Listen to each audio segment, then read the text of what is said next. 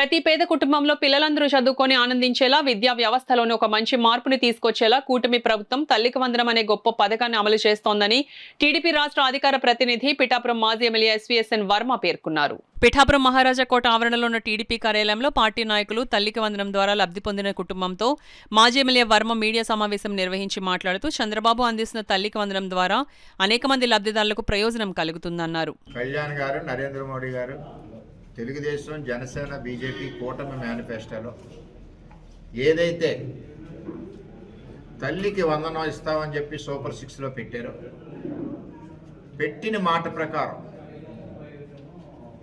ఇవాళ దరిద్రులు ఎవరో మాట్లాడుతున్నారు, మేము ధర్నా చేసాం వచ్చిందని కాదు. ఇక్కడ ఒక వ్యవస్థని ఏ విధంగా స్ట్రీమ్ లైన్ చేయాలి, సెకినుమామ ఇబ్బంది పెట్టిన వ్యవస్థనే, విద్యా వ్యవస్థనే ఏ విధంగా తల్లికి వందనం వాళ్ళకి చేకూర్చాలి అన్న ఎక్సర్సైజ్ చేసి సిస్టమేటిక్గా ఎక్కడ అవినీతి అవ్వకుండా ఈవేళ 67,27,000 మంది లబ్ధిదారులు ఈ రాష్ట్ర వ్యాప్తంగా ఉన్న పిల్లలందరికీ 8,745 కోట్ల రూపాయలు ఒకేసారి బ్యాంకులో పడ్డాయి. అది లోకేష్ గారు విద్యాశాఖ మంత్రిగా బ్యాంకులో వేయడం జరిగింది. ఏదన్నా రూల్స్కి వ్యతిరేకంగా ఉన్న కొన్ని పెండింగ్ ఉన్నా అటువంటివి కూడా రీవెరిఫై చేసి మళ్ళీ 27 తారీఖు లోపల సబ్మిట్ చేయమన్నారు. అటువంటి ల్యాబ్సెస్ ఏమన్నా అంటే ఇక్కడ నేను ఏమన్నానంటే, సెకినిమామ జగన్మోహన్ రెడ్డి తల్లిని బాధ పెట్టాడు ఇంట్లో ఒక్కరికి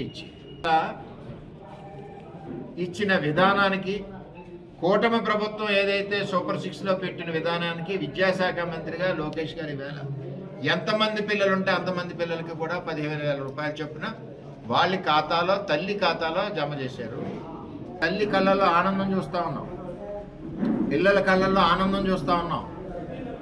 ఈరోజు మరి తల్లికి వందనం ఏదైతే కార్యక్రమం చేశారో చాలా గొప్ప కార్యక్రమం. ఇది విద్యా వ్యవస్థలోనే మార్పు వచ్చే కార్యక్రమం.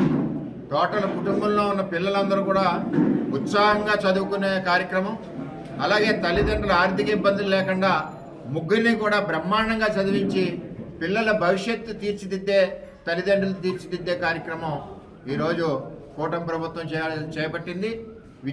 మరి కూటమి ప్రభుత్వానికి, ముఖ్యమంత్రి చంద్రబాబు నాయుడు గారికి, విద్యాశాఖ మంత్రి నారా లోకేష్ గారికి రాష్ట్ర వ్యాప్తంగా ఈరోజు తల్లులందరూ ఆనందంగా ఉన్నారు, పిల్లలందరూ ఆనందంగా ఉన్నారని చెప్పి వారందరి తరపున ధన్యవాదాలు తెలియజేస్తారు.